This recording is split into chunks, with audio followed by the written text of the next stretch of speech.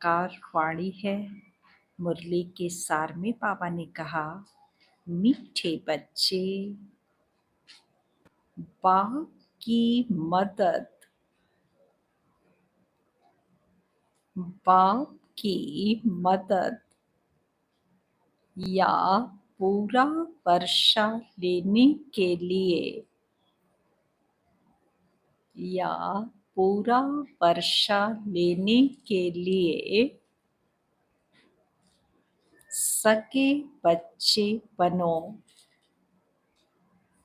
सगे बच्चे बनो। सगे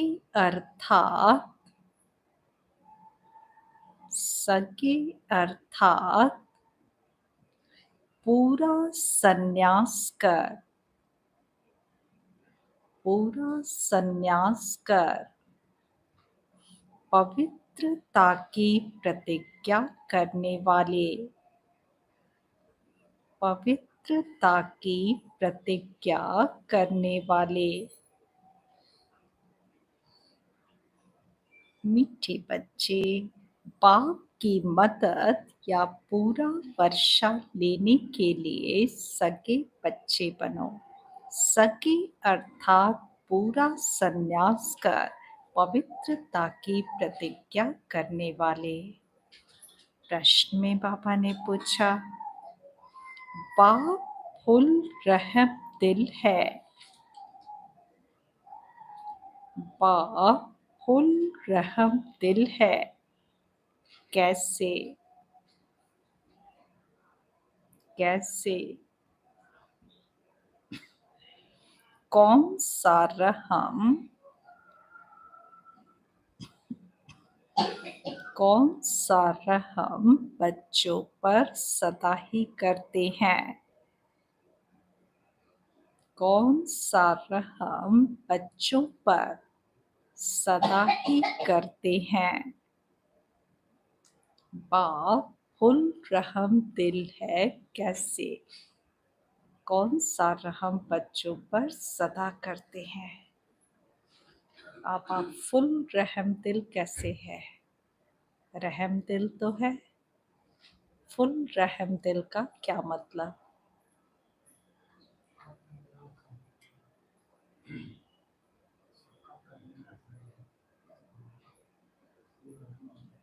कैसे है?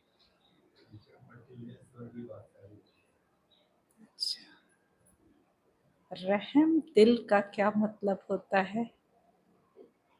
मर्सीफुल का क्या मतलब होता है?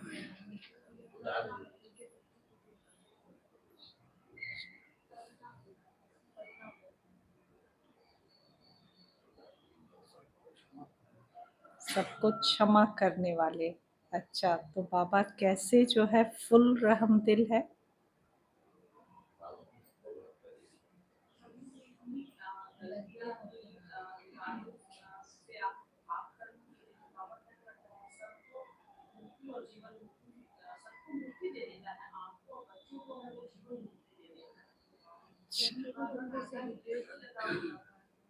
अच्छा, उत्तर सुनते हैं। कोई बच्चा कितना भी विघ्न डालता, कोई बच्चा कितना भी विघ्न डालता, माया के वश हो उल्टा कर्म कर लेता, माया के वश हो उल्टा कर्म कर लेता। लेकिन फिर भी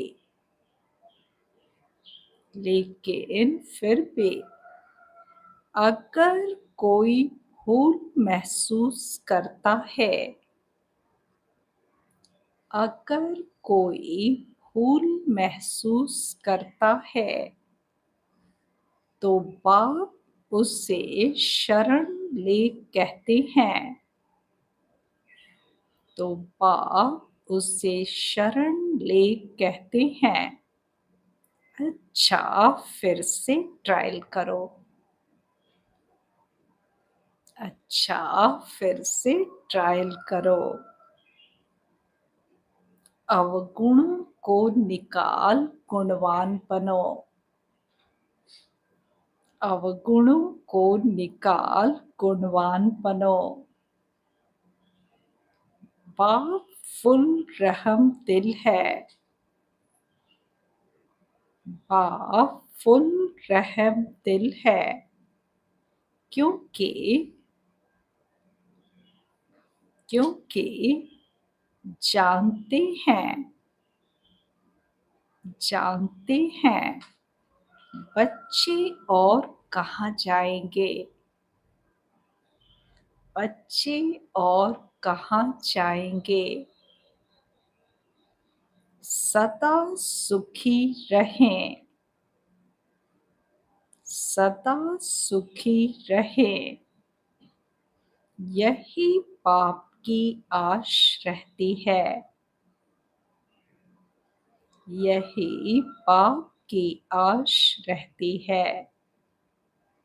पापा को बच्चों पर इतना रहम आता कि पापा को भी पता है मेरे बच्चे हैं। चाहे ब्रह्मा कुमार कुमारी है या लौकिक है तो भी बाप के ही बच्चे हैं ना, तो जाएंगे कहाँ रहम मांगने। तो इसलिए बाबा सारे बच्चों पे रहम करता। यदि कोई गलती को अपने रियलाइज कर लेता है तो उनको भी बाबा जो है रहम दिल बन करके फिर से शरण देता है। कहता है फिर से ट्रायल करो, फिर पुरुषार्थ करो, फिर से जो है अपनी गलतियों को सुधारो। तो ये रहम हुआ ना बाबा का। गीत में है, तुम्हारे बुलाने को जी चाहता है। तुम्हारे बुलाने को जी चाहता है। ओम शांति। विस्तार से सुनेंगे। मीठे मीठे बच्चे, तुम्हें गोप गोपियाँ भी कहा जाता है। सत्युग में गोप गोपियाँ नहीं होते हैं, वहाँ तो राजधानी चलती है। गोप गोपियाँ संगम युग पर है, जबकि गोपी वल्लभ भी आते हैं। वल्लभ बाप को कहा जाता है। बच्चे याद करते हैं कि पापा फिर से आओ। सभी सेंटर्स के बच्चे होंगे। सबको पता है कि पापा इस समय मुरली बजाता होगा। वह मुरली टेप में भरते होंगे, लिखते भी होंगे, लिथो होगी, फिर हमारे पास आएगी। बच्चे जैसे ही मुरली का समय होता है, बच्चे इंतजार करने लगते हैं। बाबा कहते कि बच्चे ये इंतजार करते हैं कि मुरली कब हमारे पास आए। सुनते रहते, सोचते रहते हैं कि बाबा आया होगा मधुबन में, मुरली चलाया होगा, टेप जो है भरी जा रही होगी, बाबा लिख करके भी मुरली भेजेगा। ये सारे विचार बच्चों के चलते रहते। उसके बाद फिर प्रिंट हो करके मुरली सब जगह आ जाती है। अच्छा, इस समय मुरली बजाता होगा। हम धारणा करेंगे, फिर हम धारणा कराएंगे। यह सब समझते होंगे कि मधुबन में तो गोप गोपियाँ गोपी वल्लभ से सम्मुख सुनते होंगे। वही मुरली फिर हम 4-5 दिन के बाद सुनेंगे। ऐसे ख्यालात चलते होंगे ना। कहते हैं, बाबा आप आओ तो हम सदैव मुस्कुराने लग जावें। जैसे देवताएं सदैव हर्षित रहते हैं, वहाँ यथा राजा रानी तथा प्रजा सब हर्षित रहते हैं। दुख का नाम निशान नहीं रहता। यहाँ तो है ही प्रजा का राज्य। तो बच्चे जानते हैं बाबा आकर हमको पढ़ाते हैं। यहाँ करीब ही अच्छी रीति पढ़ते हैं। जैसे वे करीब भी कोई एमएलए, कोई एमपी बन जाते हैं ना, यहाँ करीब ही पढ़ सकते हैं। वारिस भी करीब ही बनते हैं। पापा के बच्चे बन कर के पापा कहते सब कुछ पापा पर जब न्यौछावर करते, तो क्या होता है, पापा भी सब कुछ अपना उन बच्चों पर न्यौछावर करता है। तो इसलिए जो गरीब बच्चे हैं, वो अच्छी रीति पढ़ाई पढ़ कर के पापा का बन कर के पापा के पूरे वर्षे के अधिकारी होते हैं। लेकिन साहूकार लोगों के लिए पापा कहते कि उनको पूरा न्यौछावर होने में हृदय विदीर्ण होता है ना? पूरा न्यौछावर हो नहीं सकते, तो वारिस भी करीब ही बनते हैं। साहूकारों को लफड़ा बहुत रहता है। एक तो धन का नशा, दूसरा फिर फुर्सत नहीं मिलती, बलि भी नहीं चढ़ सकते। यहाँ बलि चढ़ना पड़ता है, तन मन धन सहित।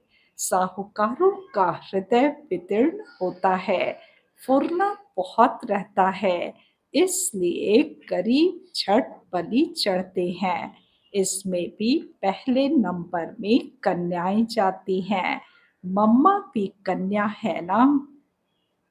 बाप की बनी और कहेंगे बस मेरा तो एक शिव बाबा दूसरा न कोई, इसको बलि चढ़ना कहा जाता है। तन मन धन सहित बलि चढ़ना किसको कहेंगे, इसको पापा ने डिफाइन किया। किसको कहेंगे? बस मेरा तो एक शिव बाबा दूसरा न कोई। मन बुद्धि में कंटिन्यूअस ये फीलिंग आती रहे तो इसको कहेंगे संपूर्ण बलि चढ़ना। इसको बलि चढ़ना कहा जाता है। गृहस्थ व्यवहार में रहते हुए जैसे कि वहाँ नहीं है, बुद्धि में शांति धाम सुख धाम ही बसता है। अब हम जाते हैं स्वीट होम, फिर स्वीट राजाई में जाएंगे। गृहस्थ व्यवहार में रहते रचना की भी पालना करनी है, परंतु श्रीमत से। पापा ने कहा गृहस्थ व्यवहार में रहते अपनी रचना की भी पालना करनी है, सभी कर्तव्य करने हैं, लेकिन श्रीमत अनुसार करने हैं। श्रीमत तब मिले, किनको श्रीमत मिलती है? श्रीमत कब मिलेगी? श्रीमत कब मिलेगी? जब पूरा बलि चढ़ते। हाँ, बाबा कहते पूरी श्रीमत भी उन्हीं को समझ में आएगी ना, जब तन मन धन सब कुछ जो है वो बलिहार जाएंगे, तभी तो श्रीमत का नशा होगा, श्रीमत जो है बुद्धि में बैठेगी। तो श्रीमत तब मिले जब बलि चढ़े। सर्वशक्तिमान के साथ योग लगाने से ही शक्ति मिलती है। बाप का नहीं बनते हैं तो शक्ति नहीं मिलेगी। सगे और लगे होते हैं ना, उन सन्यासियों में भी सगे और लगे होते हैं।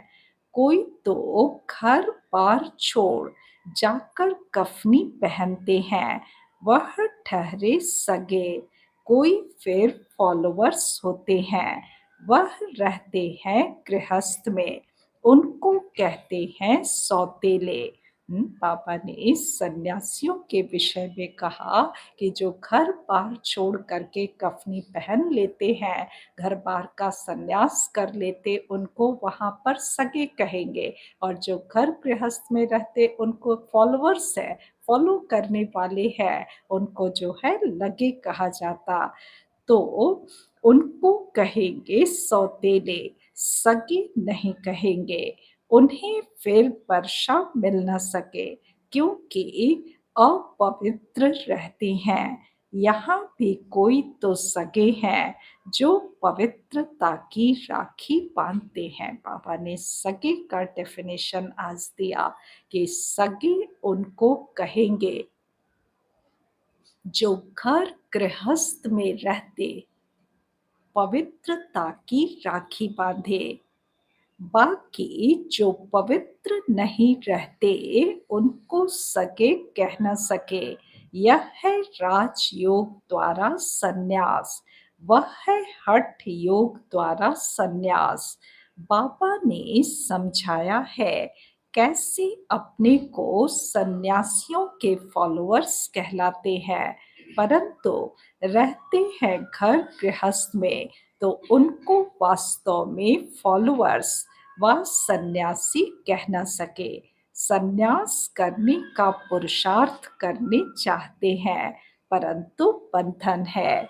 जिन्होंने कल पहले सन्यास किया है वही छोड़ते हैं, वह हो जाते हैं सगे और वह लगे।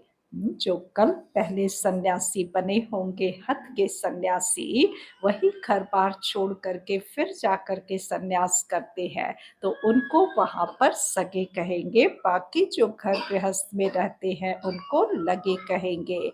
यहाँ जो भी पाप के बनते हैं वही सगे ठहरे। बाबा ने कहा जो पाप के बनते हैं उनको सगे कहेंगे। बाबा का बनना माना संपूर्ण पवित्रता धारण करना, तभी तो सगे कहेंगे ना। मदद और वर्षा भी सगे को ही मिलेगा। ये सब नोट करना है कि बाबा ने कहा जो पवित्रता धारण करेंगे घर गृहस्थ में रहते उनको सगे कहेंगे, और मदद किसको मिलेगा? सगे बच्चों को मिलेगा। वर्षा भी पूरा का पूरा किनको मिलेगा? सगे बच्चों को मिलेगा। लगे को मदद मिल न सके, अर्थात अपवित्र को मदद मिल न सके। ऐसा नहीं कि बाबा अपवित्र को मदद करते नहीं, ऐसा नहीं है, क्योंकि बाप रहम दिल है, संपूर्ण रहम दिल है। तो बाबा तो मदद करता है लेकिन अपवित्रता उस मदद को कैच करने नहीं देगी, है ना। अपवित्र यदि होंगे तो बाबा कुछ कहेगा भी, मदद देना भी चाहेगा तो वो कैच नहीं होगा। बाबा ने समझाया है यह है ज्ञान इंद्र सभा, यहाँ सब ज्ञान पुखराज परी हैं। 9 रत्नों की भी बहुत महिमा है ना। 9 रत्न की अंगूठी भी पहनते हैं। ब्राह्मण लोग कहते हैं यह पहनो तो तुम्हारी दशा बदलेगी। पत्थरों की भी महिमा कर दी है। क्यों 9 रत्नों की अंगूठी की इतनी महिमा हो गई? पत्थर की अंगूठी होने के बावजूद इतनी महिमा क्यों है?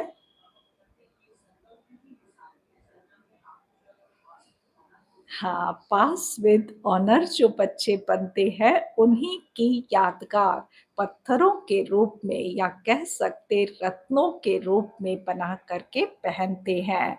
तो ब्राह्मण लोग कहते हैं यह पहनो तो तुम्हारी दशा बदलेगी। पत्थरों की भी महिमा कर दी है, वे ही तो तुम बच्चे हो ना। हाँ, बाबा कितना फक्र से कहते हैं कि वो कौन है।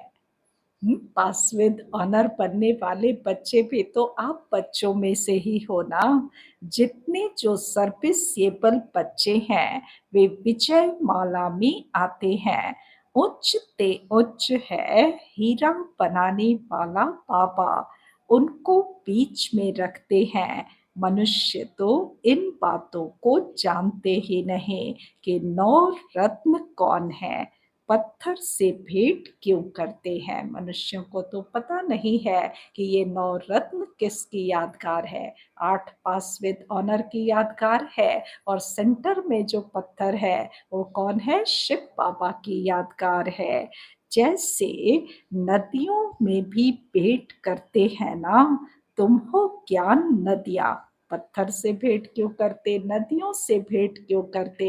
हर कुछ जो है यादगार बना हुआ है क्योंकि तुम हो ज्ञान नदियाँ।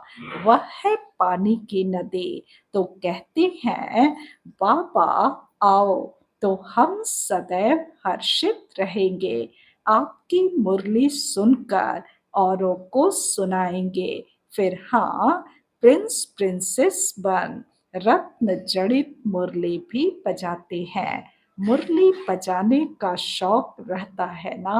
संगम युग से बच्चों को जो है मुरली बजाने का शौक अर्थात संगम पर बाबा से ज्ञान सुन करके औरों को सुनाने का शौक, इसको क्या कहेंगे? मुरली बजाने का शौक। तो इसी की यादगार फिर क्या हो जाती? स्थूल मुरली रत्न जड़ित मुरली बजाते हुए दिखाते हैं। तो मुरली बजाने का शौक रहता है ना।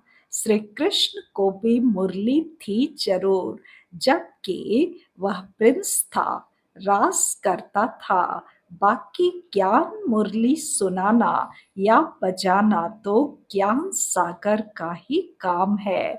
वह ज्ञान मुरली बाप आकर चलाते हैं।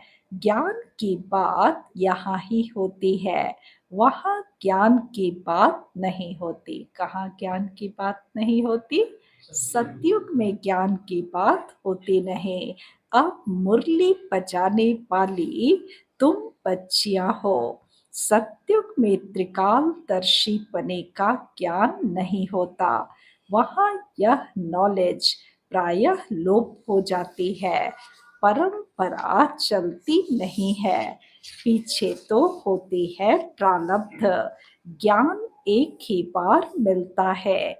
अभी तुम 21 जन्मों के लिए प्रारब्ध पा रहे हो। प्रारब्ध मिलेगी, फिर तो बाबा भी परम धाम में जाकर बैठ जाते हैं। तुमको ज्ञान योग बल से विश्व का मालिक बनाकर हम वाणी से परे हो बैठ जाते हैं। फिर वहाँ मेरे को कोई नहीं जानते। हम बच्चे भी बाबा के साथ होते हैं। पूरी जो है द्वापर से कलयुग के अंत तक आने वाली आत्माएं बाबा के साथ होती, पर कोई भी बाबा को भी वहाँ जानता नहीं। हाँ, वहाँ ऐसे पता होता क्या कि बाप के साथ परम धाम में बैठे हैं। हाँ, ये अनुभूति होगी नहीं, पता होगा नहीं। फिर वहाँ मेरे को कोई नहीं जानते। मुझ रचयिता और मेरी रचना को कोई जान नहीं सकते। न बाप को जानते, न सृष्टि के आदि मध्य अंत को जानते हैं। वहाँ यह ज्ञान नहीं रहता है। राधे कृष्ण को वहाँ यह पता हो कि फिर 14 कला बनना है, तो राज्य ताज की खुशी ही गुम हो जाए। ये भी ड्रामा में नूत कितना अच्छा है कि यदि राधे कृष्ण को, लक्ष्मी नारायण को ये पता पड़ जाए कि हम हमारी उतरती कला होगी, अभी हम 16 कला संपन्न है, फिर 14 कला संपन्न बनेंगे, तो उनकी भी खुशी गुम हो जाएगी। राज्य की खुशी जो है गुम हो जाएगी, ताज की खुशी गुम हो जाएगी। यह ज्ञान वहाँ रहता ही नहीं। बाप हर बात क्लियर समझाते हैं। तुम भी सन्यासी हो, वे भी सन्यासी हैं। वो है हठ योग का सन्यास। सन्यासी हठ का घर बार छोड़ जाते हैं। वहाँ है शंकराचार्य और यह है शिवाचार्य। शिव बाबा ज्ञान का सागर है ना, उनको आचार्य कहा जाता है। श्री कृष्ण आचार्य नहीं, भगवान शिवाचार्य बैठ तुम बच्चों को समझाते हैं, राजयोग सिखलाते हैं। वह हठ योगी है, वह राजयोग सिखला न सके। यह बेहद का पाप ही सत्युग का राज्य प्राप्त कराने राजयोग सिखलाते हैं। जब भी राजयोग सीखेंगे, बेहद का संन्यास करेंगे, तो बाबा कहते राज्य प्राप्त करते हैं। इस राजयोग के अभ्यास से बेहद का राज्य प्राप्त करते हैं। तुम अब बाप के पास आए हो। वे जन्म बाई जन्म संन्यास लेते हैं। तुम 21 जन्म फिर संन्यास नहीं लेते हो। जो मन बुद्धि से संन्यास अभी लेते हैं एक जन्म के लिए, जिसको कि बेहद का संन्यास कहा जाता है, ये संन्यास फिर जो है वो नहीं लेना पड़ेगा। तुम 21 जन्म फिर संन्यास नहीं लेते। तुम जानते हो यह पुरानी दुनिया है, हम इसको ठोकर मारते हैं। शिव बाबा ने दो प्रकार की यात्रा समझाई है, एक रूहानी यात्रा, दूसरी जिस्मानी। सुप्रीम बाप कहते हैं मैं तुमको यात्रा पर ले जाता हूँ, फिर तुम मृत्यु लोक में नहीं आएंगे। बाप है सुप्रीम पंडा, उनके बच्चे भी पंडे ठहरे। तुम हो रूहानी पंडे, रूहानी यात्रा कराने वाले। यह धारण करने की बातें हैं। ये यात्रा की जिस्मानी क्या है, रूहानी यात्रा क्या है, ये सब बाबा ने कहा धारण करने की बातें हैं। इसमें धारणा की क्या बात है, फिर रूहानी यात्रा क्या है, जिस्मानी यात्रा क्या है, धारणा की कोई बात है इसमें?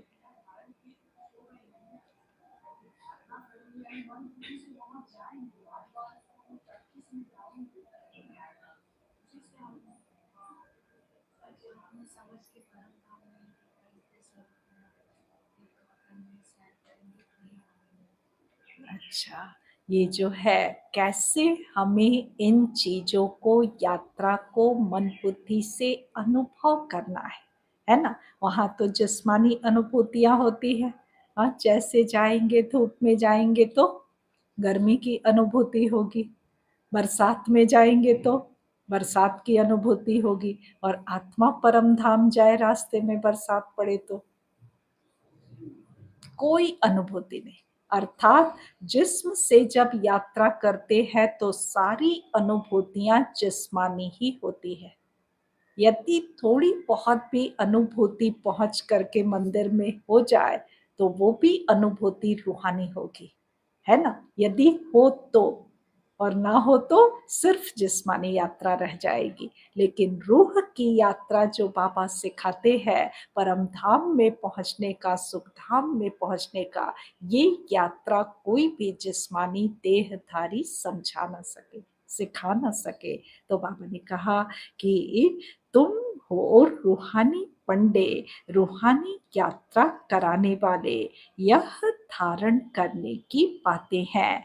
बच्चे अच्छी रीति धारण कर समझाते हैं। कोई फिर ऐसे भी हैं जिनका योग पूरा नहीं रहता है। फल ज्ञान की धारणा अच्छी रहती है, योग नहीं ठहरता है। क्यों? याद की यात्रा या रूहानी यात्रा बहुत जरूरी है, क्योंकि सिर्फ ज्ञान से कुछ नहीं होना है, योग से ही जो है ताकत मिलती है। ज्ञान में माया इंटरफियर नहीं करती है, योग में माया इंटरफियर करती है। ये सारी अनुभूतियां सबको है। पढ़ाई में माया जो है ज्यादा इंटरफियर नहीं करती है, लेकिन योग में बैठो तो इंटरफियर करती है। हाँ, क्या होता है योग में बैठने से? मन भटकने लगता है। अच्छा, हट जाती है बार बार। अच्छा, अच्छा, अच्छा, वो सारी बातें दिखाने दिखने लगती है। अच्छा, योग में माया इंटरफियर करती है। जैसे पापा ने एक एग्जाम्पल देकर के समझाया कि जैसे रेडियो में स्पीच करते हैं तो लड़ाई जब लगती है तो एक दो का आवाज सुनने नहीं देते हैं। देखा होगा टीवी पे कार्यक्रम कुछ कुछ लौकिक में न्यूज वाले चैनल्स पे आता रहता है ना, क्या बोलते हैं? डिबेट बोलते हैं। हाँ, हल्ला बोल और क्या क्या बहुत पहले कुछ कुछ सुना करते थे। हाँ, मतलब कहने का मतलब कोई किसी की सुनता ही नहीं है। कोई किसी की बात सुने और समझने की कोशिश करे तब तो एक किसी भी डिबेट का हल निकले ना। वहां कोई सुनता ही नहीं है, सभी क्या करते हैं? सभी बोलते रहते हैं। तो क्या होता है? इंटरफेयर होता है। फिर कोई भी मैसेज क्लियर कट जो है हमारे तक पहुँच नहीं पाता क्योंकि इंटरफियर होता है ना। तो उसी तरह से जब योग में बैठते हैं तो क्या होती है? लड़ाई होती है। बाबा ने क्यों ये एग्ज़ाम्पल दिया है कि जब योग में बैठते हैं तो देह भान और आत्म अभिमानी बनने के बीच जो है लड़ाई जारी रहती है, युद्ध जारी रहती है। बार-बार देह भान को भुला करके अपने को आत्मा समझने का प्रयास करते और फिर माया जो है खिंच करके देह भान में ले आती है। शुरुआत में तो बहुत ज़्यादा होता है, फिर जो है अभ्यासी हो जाएँगे तो जो है धीरे-धीरे युद्ध कम होता है, फिर भी होता है, फिर भी होता है। इसीलिए पापा कहते कि योग में माया इंटरफियर जास्ती करती है। तो पापा ने एग्ज़ाम्पल दिया कि जैसे रेडियो में स्पीच करते हैं तो लड़ाई जब लगती है तो एक दो का आवाज सुनने नहीं देते हैं, खिट-खिट करते हैं। तो योग में माया भी इंटरफियर करती है। भारत में योग का नाम मशहूर है। प्राचीन योग किसने सिखाया? उन्होंने श्री कृष्ण भगवानुवाच कह दिया है। श्री कृष्ण तो है सतयुग में, फिर उनका नाम रूप देश काल बदलते बदलते यह है अंतिम जन्म। फिर उसमें पाप प्रवेश कर उनको यह बना रहे हैं। तुम जानते हो, ब्राह्मण सो देवता बने, फिर क्षत्रिय सो वैश्य सो शूद्र बने। बाप बैठ समझाते हैं। मैं जो भी तुमको नॉलेज देता हूँ वह प्रायः लोप हो जाती है। इन द्वारा सुनाता हूँ। तो पहला नंबर नदी है ब्रह्मा। ब्रह्मा बाबा जो है, सागर तो बाबा ने कहा सिर्फ परमात्मा है, बाकी तुम सब क्या हो? ज्ञान नदियाँ हो। उसमें भी एक नंबर नदी कौन है? ब्रह्मा बाबा है। इसीलिए ब्रह्मपुत्रा नदी जो है सबसे लंबी, सबसे बड़ी दिखाते हैं। मेला लगता है ना, ब्रह्मपुत्रा और सागर पर मेला भी कहाँ लगता? जहाँ ब्रह्मपुत्रा नदी जो है सागर में जाकर के मिलती है। तो यहाँ भी मेला कहाँ लगता है? मधुबन में जो मेला लगता है वो सागर और ब्रह्मा बाबा के जहाँ मिलन होता है वहीं मेला लगता, आत्माएं जाती है। यह ब्रह्मपुत्रा है बड़ी नदी जो धारणा करके कराते हैं। बरोबर भगवान रूप बदल कर आया है। भक्ति मार्ग में कहते हैं रूप बदल कर आओ। तो यहाँ भी क्या है? भगवान रूप बदल कर आया है। जो निराकार रूप है वह बदल कर साकार भी आते हैं। ब्राह्मणों का सबसे उच्च कुल है। बाप ब्रह्मा मुख कमल द्वारा ब्राह्मणों को ज्ञान दे देवी देवता धर्म और क्षत्रिय धर्म की स्थापना करते हैं। सत्युग त्रेता में और कोई धर्म होता नहीं, अब स्थापना हो रही है।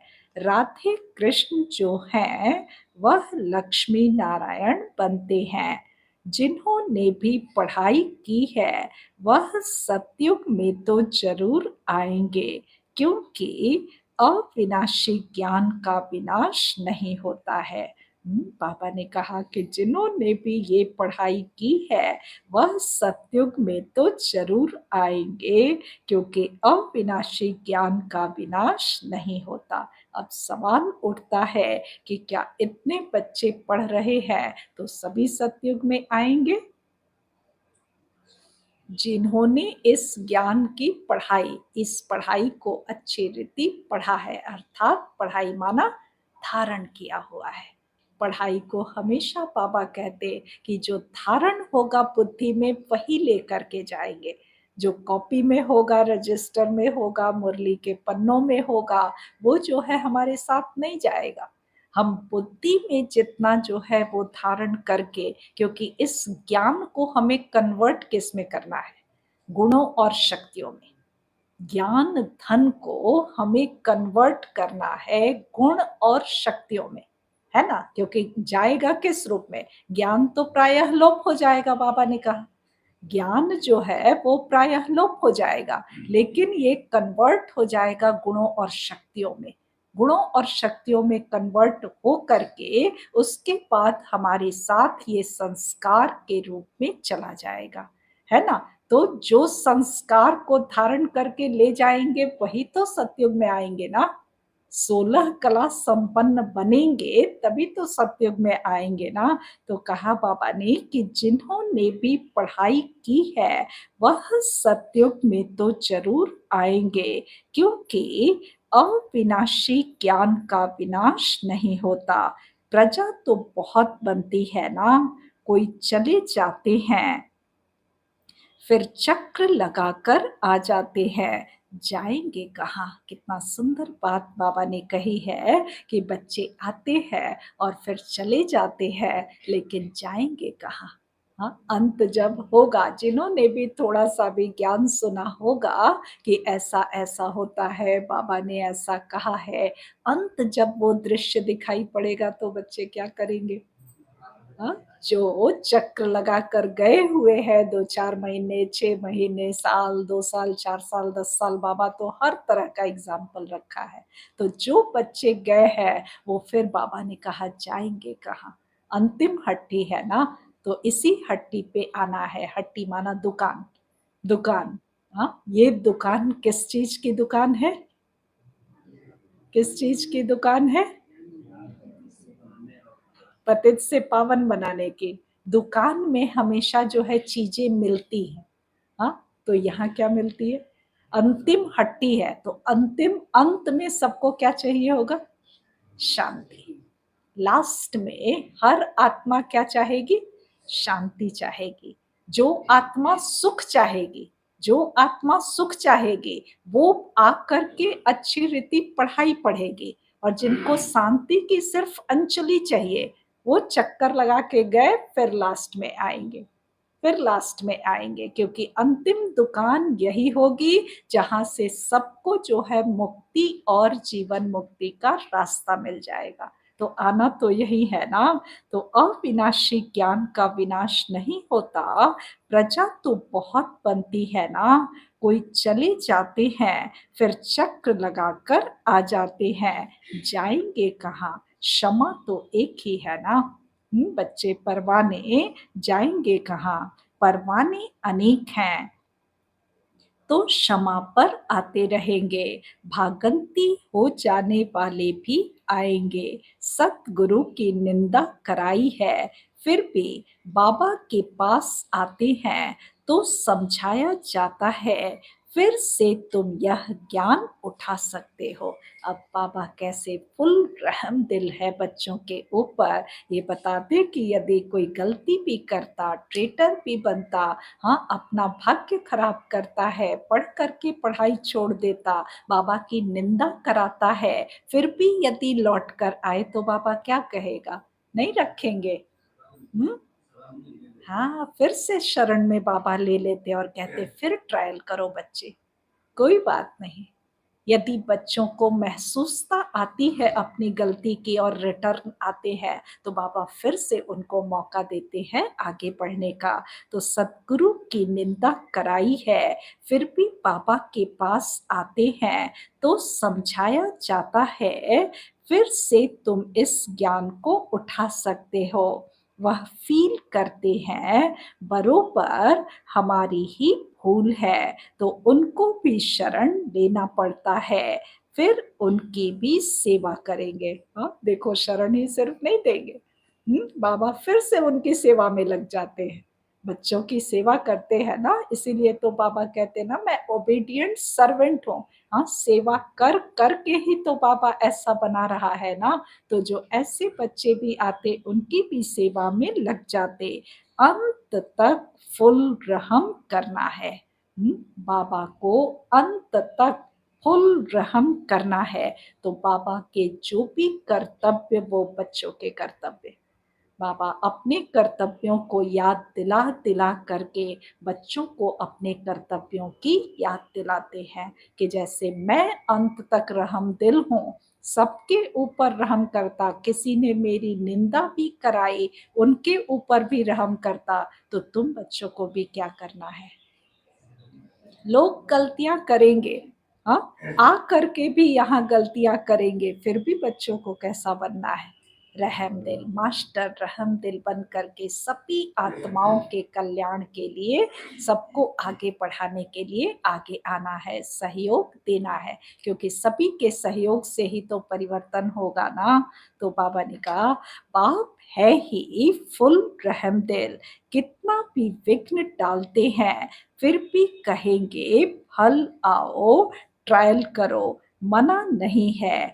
बाप है ही फुल रहमदिल, तुम उनके बच्चे हो ना।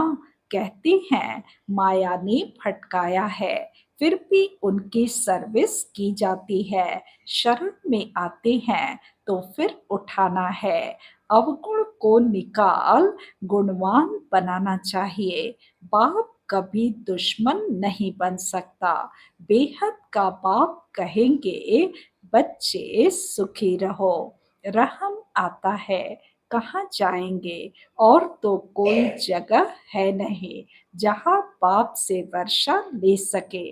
बाप सब बातें समझाते हैं, बहुत नहीं धारण कर सकते हैं तो फिर थोड़ा ही सही। सारी बातें धारण नहीं कर पाते हैं तो थोड़ा ही सही, जितना कर सको बच्चे। अच्छा, मन मना भव।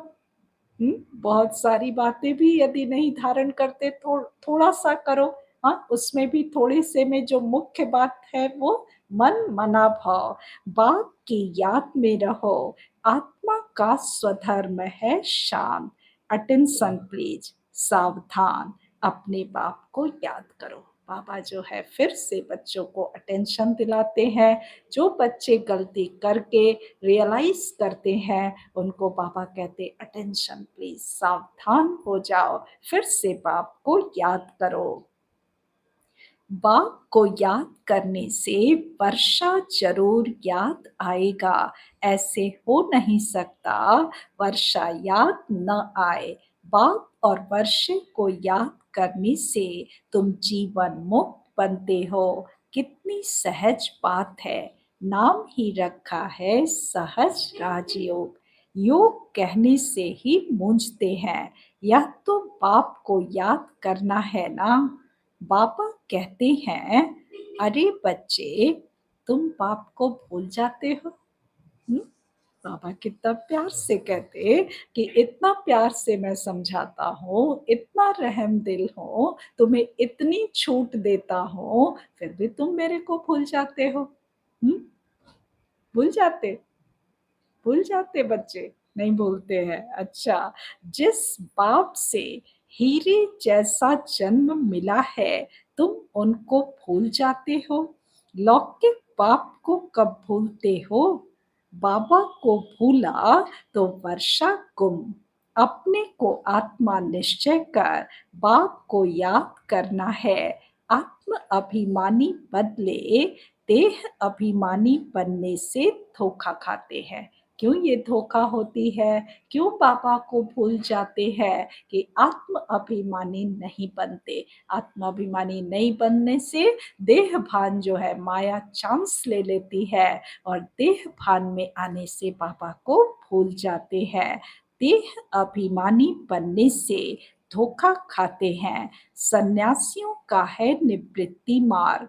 भारत पतित बनना शुरू हो जाता है तो यह आकर मरम्मत करते हैं। बाबा कहते जब भारत पतित बनना शुरू करता, वाम मार्ग में देवी देवताएं जाते हैं, तो उसके बाद सन्यासी आते हैं क्या करने, पवित्रता से भारत को थमाने के लिए, मरम्मत करने के लिए। अपवित्र बनने से थामते हैं, उसमें प्योरिटी की ताकत रहती है। प्योरिटी है तो पीस प्रॉस्पेरिटी भी है, कन्याएं भी पवित्र हैं, तब तो उनको माथा टेकते हैं ना। देवताएं पवित्र हैं तो सब उनको माथा टेकते हैं। सतयुग में माथा टेकने की बात नहीं, क्योंकि सब पवित्र रहते हैं। अपने दर्पण में देखना चाहिए कि हमारे में कोई भूत तो नहीं है। दर्पण में हमेशा देखना चाहिए। कौन से दर्पण में? कौन से दर्पण में देखेंगे? हाँ, मन के दर्पण में, दिल के दर्पण में देखेंगे। और किस में देखेंगे? ये दर्पण है क्या? हाँ, ये ज्ञान का दर्पण है। मुरली दर्पण है ना।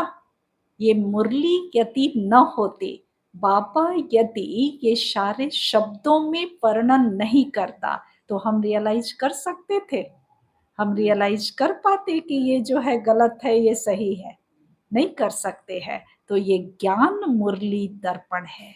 इसमें अपने को देखना चाहिए, अपने दर्पण में देखना चाहिए कि हमारे में कोई भूत तो नहीं है।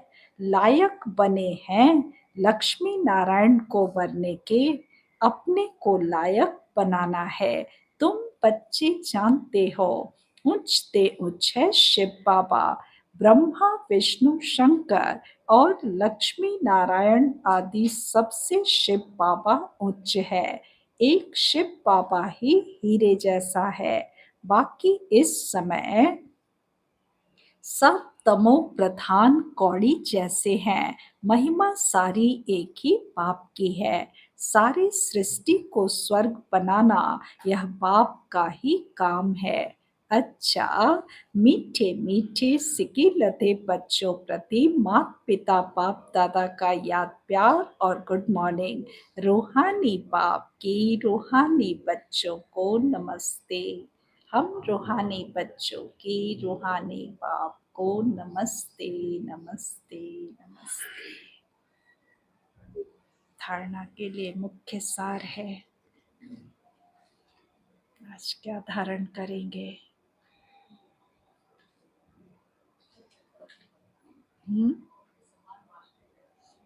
मास्टर रहम दिल बनना है।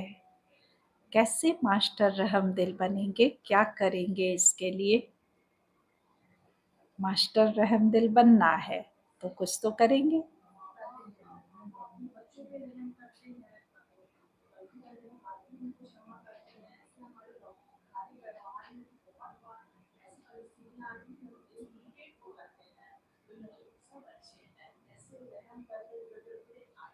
हाँ, कोई कुछ हमारे रास्ते में अड़चन आए, अपनी सेखी बघारे, कुछ भी करे, सबको जो है वो क्षमा करते आगे बढ़ते जाना है ना? तो मास्टर रहम दिल बन करके सबको क्षमा करते जाओ। क्षमा बेसिकली हम दूसरे को नहीं करते। ये बात जो है समझने की है कि क्षमा जो है पहले हमारी अपने ऊपर होती है। क्योंकि यदि दूसरे को क्षमा नहीं किया, किसी ने कुछ किया और उसको क्षमा नहीं कर दिया, तो क्या होता है? प्रताड़ित कौन होता है? हम हम खुद। हम खुद जो है अपनी ही बातों से, अपने ही संस्कारों से, अपनी ही आदतों से परेशान हो जाते। तो क्षमा भी हमें दूसरे के लिए नहीं करना, अपने आप को बचाने के लिए क्षमा करना है। सब कुछ यहाँ स्व उन्नति की बात है। रास्ते में कोई भी अड़चन आए, कोई बात नहीं। क्यों? क्योंकि कोई बात नहीं जहाँ करते हैं तो हम अपनी स्थिति को डूबने से, गिरने से बचा लेते हैं, है ना? तो ये दूसरे पर क्षमा करना भी जो है वो स्व पे क्षमा के बराबर हो जाता। तो सबसे पहले ये हमें लाभ मिलता है क्षमा करने का। अच्छा, और क्या करना है?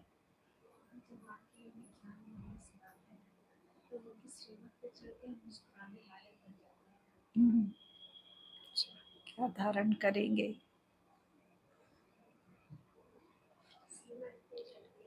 श्रीमत पर चलते रहेंगे। अच्छा।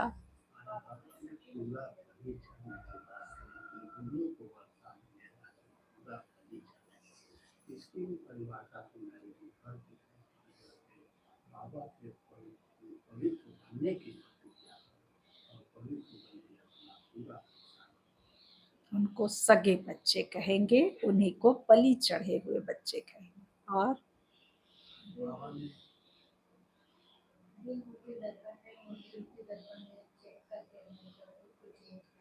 ज्ञान दर्पण में अपने को चेक करके चेंज करते रहेंगे। पहली पॉइंट है, बाप पर पूरा बलि चढ़, बाप पर पूरा बलि चढ़, बाप का सगा बच्चा बन बाप से पूरा वर्षा लेना है। बाप का सगा बच्चा बन बाप से पूरा वर्षा लेना है, पूरा पवित्र बनना है, पूरा पवित्र बनना है। दूसरी पॉइंट, अपने को दर्पण में देख, अपने को दर्पण में देख, भूतों को निकाल, भूतों को निकाल गुणवान बनाना है, गुणवान बनना है। भूतों को निकाल गुणवान बनना है। बाप की मुरली सुन, बाप की मुरली सुन, धारण कर, धारण कर, औरों को करानी है, औरों को करानी है। वरदान दिया पापा ने, परमार्थ के आधार पर, परमार्थ के आधार पर व्यवहार को सहज बनाने वाले, व्यवहार को सहज बनाने वाले भाग्यवान आत्मा भव, भाग्यवान आत्मा भव। परमार्थ के आधार पर व्यवहार को सहज बनाने वाले भाग्यवान आत्मा भव। स्पष्टीकरण है, आधा कल्प व्यवहार में, आधा कल्प व्यवहार में, भक्ति में, भक्ति में, धर्म के क्षेत्र में, धर्म के क्षेत्र में सब में मेहनत की, सब में मेहनत की, और अभी मेहनत से छूट गए, और अभी मेहनत से छूट गए। अभी व्यवहार भी, अभी व्यवहार भी परमार्थ के आधार पर, परमार्थ के आधार पर सहज हो गया, सहज हो गया। निमित्त मात्र कर रहे हो, निमित्त मात्र कर रहे हो। निमित्त मात्र करने वाले को सदा सहज अनुभव होगा। इन सारी बातों के सभी प्रैक्टिकल एकदम एक्सपीरियंस्ड है ना। जो भी बातें पापा बता रहे हैं इसके सभी प्रैक्टिकल अनुभवी हैं, है नहीं है? है, सबको अनुभव है कि जो भी अभी जो भी व्यवहार भी हम करते हैं, कुछ भी लौकिक के इतने व्यवहार होते हैं, सब कैसे करते हैं? निमित्त मात्र, ट्रस्टी बन करके करते हैं ना, व्यवहार सारे पूरे करते हैं। और लौकिक में जब व्यवहार करते थे तो कितना बोझ लेकर के करते थे, बोझ लेकर करते थे ना। व्यवहार करना हो तो, इवन भक्ति करना हो तो कितना जो है उसका टिटिम्मा बना देते, कितना जो है वो माना भक्ति भी कैसे करते, दिखावा जैसा, दिखावा जैसा करते थे, है ना। लेकिन अभी सारा व्यवहार जितनी चीजें हैं हम सब करते हैं, पर निमित्त बन करके करते। इससे क्या हो जाता? हल्के हो जाते हैं, हल्के हो जाते, सहज हो जाता कुछ भी करना, है ना? तो निमित्त मात्र कर रहे हो, निमित्त मात्र करने वाले को सदा सहज अनुभव होगा, सदा सहज अनुभव होगा। व्यवहार नहीं है, व्यवहार नहीं है, लेकिन खेल है। व्यवहार नहीं है, लेकिन खेल है। इसमें कोई फ़र्क है क्या? व्यवहार नहीं है लेकिन खेल है। बहुत मज़ेदार आज बाबा बातें कर रहे हैं। व्यवहार नहीं है, खेल है। सोचो पहले जो है, पहले किसी के घर शादी-विवाह में जाते थे, तो जो भी है आज ये पहने, वो पहने, कितना ना दिखा ले, क्या ना कर ले, क्या-क्या डाल ले, कौन देखेगा, किसने देखा, किसने नहीं देखा, पूरा जो है अटेंशन उस पे रहता था। और अभी जो है जाते हैं, पहनते सब है, पहनते सब है, लेकिन कैसे पता? कैसे? ड्रामा के इस सीन में, ड्रामा में सारी सीन शूट हो रही है, तो अभी जो है शादी विवाह की सीन शूट हो रही है, तो क्या करेंगे? उसका ड्रेस पहनेंगे।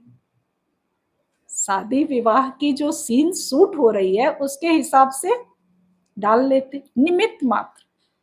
दिखावा बाजी दिखाने के लिए नहीं, निमित्त मात्र व्यवहार को निभाने के लिए। तो उस समय क्या चलता है? खेल में इस सीन में हमने ऐसे एक्ट किया, इस खेल में, इस सीन में, और जैसे ही वो सीन खत्म सब उतार के, कोई अटैचमेंट नहीं, कोई अटैचमेंट नहीं। होता है, नहीं होता है? होता है, दिल से होता है बच्चों के साथ। हाँ, तो एकदम प्रैक्टिकल ये बाबा जो है आज उदाहरण दे रहे हैं, क्योंकि अभी लगन चल रहा है। ये प्रैक्टिकल उदाहरण बाबा क्यों दे रहे हैं? क्योंकि सभी बच्चों को अभी कहीं ना कहीं जाना पड़ रहा है। तो कैसे इसको करो, इस व्यवहार को कैसे निभाओ, ये बाबा सिखा रहे हैं। क्योंकि बाबा जानते हैं कि सभी बच्चों को संसार में ही रहना है, घर गृहस्थ में रहना है, सब कुछ करना है, तो निमित्त मात्र करो, निमित्त मात्र करो, खेल जैसा करो। तो व्यवहार नहीं है, लेकिन खेल है। माया का तूफान नहीं, माया का तूफान नहीं, लेकिन ड्रामा अनुसार, लेकिन ड्रामा अनुसार आगे बढ़ने का तोहफा है, आगे बढ़ने का तोहफा है। तो मेहनत छूट गई ना, तो मेहनत छूट गई ना। ऐसे मेहनत से, ऐसे मेहनत से अपने को बचाने वाली, ऐसे मेहनत से अपने को बचाने वाली श्रेष्ठ भाग्यवान आत्मा हो, श्रेष्ठ भाग्यवान आत्मा हो। इसी स्मृति में रहो, इसी स्मृति में रहो। स्लोगन है आज का, जीवन में मधुरता का गुण धारण करना ही, जीवन में मधुरता का गुण धारण करना ही महानता है, महानता है। जीवन में मधुरता का गुण धारण करना ही महानता है। बाबा जो है श्रृंगार, जैसे बच्चे जो है लौकिक श्रृंगार अपना करके जा रहे हैं, तो बाबा ने एक श्रृंगार और दे दिया, ये लेके जाना। जहाँ भी जाना मधुरता का गुण एक करके जाना, यही महानता है बाबा के बच्चों की। मीठे बच्चे, बाप की मदद या पूरा वर्षा लेने के लिए सगे बच्चे बनो। सगे अर्थात पूरा संन्यास कर पवित्रता की प्रतिज्ञा करने वाले। प्रश्न में बाबा ने पूछा, बाप फुल रहम दिल है, कैसे? कौन सा रहम बच्चों पर सदा ही करते हैं? उत्तर, कोई बच्चा कितना भी विघ्न डालता, माया के वश हो उल्टा कर्म कर लेता, लेकिन फिर भी अगर कोई भूल महसूस करता है तो बाप उसे शरण ले कहते हैं, अच्छा फिर से ट्रायल करो, अवगुणों को निकाल गुणवान बनो। बाप फुल रहम दिल है, क्योंकि जानते हैं बच्चे और कहाँ जाएंगे, सदा सुखी रहे यही बाप की आश रहती है। गीत में था तुम्हारे बुलाने को जी चाहता है। अच्छा, ओम शांति।